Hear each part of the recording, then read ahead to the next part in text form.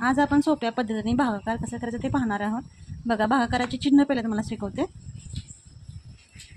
ह्याला भागाकार म्हणतात, ह्याला भागाकार म्हणतात, किंवा कधी कधी असं पण चिन्ह देतो आपण, आणि आपण या पद्धतीने पण भागाकार करतो। हे झाले भागाकाराची चिन्ह झाली।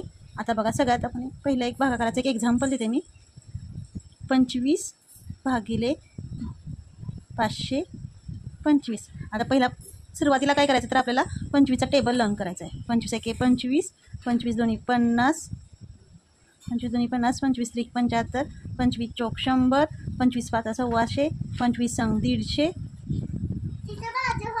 25 70 75, 25 60, 25 9 225, 25 10 250। ओके, हा झाला 25चा टेबल।